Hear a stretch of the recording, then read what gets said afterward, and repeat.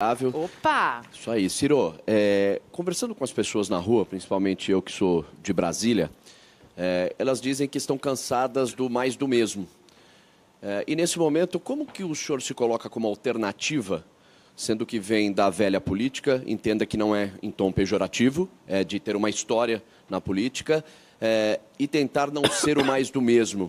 Até porque, como o senhor até disse há pouco, que o Congresso hoje tem muito ladrão, hoje a gente tem um Congresso que faz do Palácio do Planalto todo o presidente refém. Como que o senhor faria isso? Não ser o mais do mesmo e tentar governar com um Congresso desse jeito? O que distingue é a ideia e o exemplo.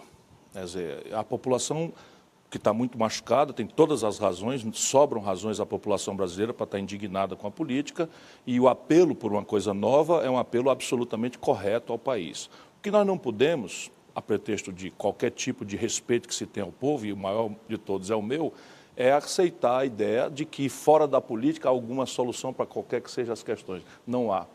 Nós precisamos procurar exemplo e novas ideias, concretudes. Não é? Então, eu ando dizendo por aí afora, o Ceará, que é um dos estados mais pobres do Brasil, tem 77 das 100 melhores escolas do país, pelo IDEB. Isso é um fato, ou é verdade ou é mentira. Se é verdade, há uma coisa acontecendo diferente da média da educação pública que se condena o filho do trabalhador e da pequena classe média que não dão conta de pagar mensalidade escolar. Não quer dizer que o Ceará é nenhum paraíso, nenhuma Suíça, mas nós estamos resolvendo. Então, nesse momento, o Rio de Janeiro está atrasando funcionário, o Rio Grande do Sul atrasando funcionário, Minas Gerais atrasando funcionário, e no ranking da saúde das finanças públicas dos estados brasileiros, o Ceará é o primeiro lugar. Enfim, isso é verdade Você também. tem alguma coisa para mostrar, né? Veja bem, eu ganhei o prêmio, eu fui receber nas Nações Unidas o prêmio de combate à mortalidade infantil.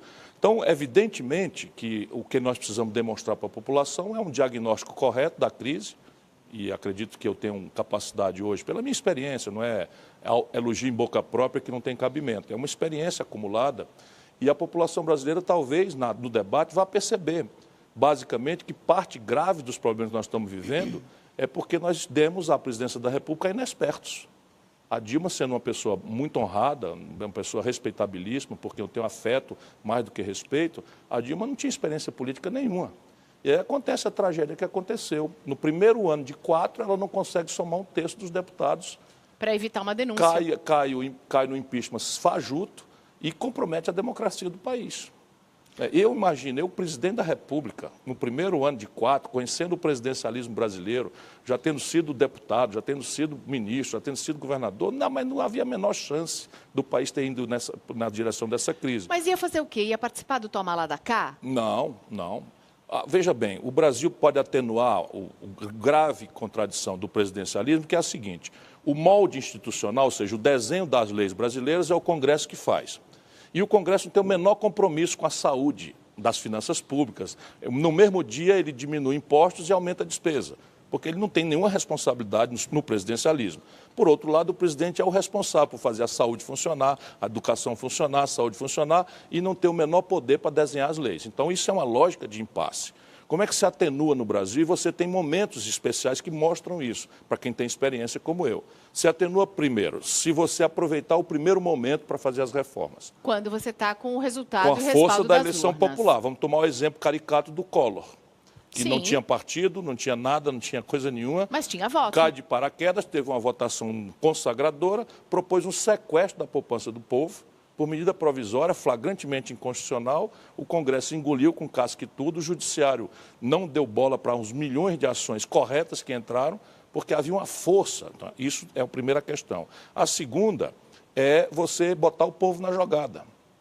Botar o povo na jogada significa trazer o povo para assistir à negociação, né? Acompanhar a negociação. Terceiro, negociar. Negociar não é errado. Numa democracia representativa de um país fragmentado, federativo, de milhões de partidos, negociar é um imperativo. Então, não há problema em negociar. O problema é qual é a linguagem que você usa na negociação e o que você está negociando. Para que servir, a qual senhor você quer negociar. E aqui você tem a quarta questão, plebiscitos e referendos. Se de todos os momentos, e o Pacto Federativo Brasileiro está dilacerado, o próximo presidente da República vai pegar 23 dos 27 estados quebrados. Se você não tiver a oportunidade de negociar com uma política de governadores, né, um novo pacto que redesenha as finanças do país, num sistema tributário mais moderno, mais justo, um sistema previdenciário que sinalize que os nossos filhos não vão pagar uma dívida e que nós vamos deixar uma poupança para os nossos netos, você não terá outra ocasião. Portanto, a crise tem esse lado bom. O país está maduro para quem, sabendo mexer nas cordas corretas, possa propor, em intenção direta com o povo, aquilo que o país precisa.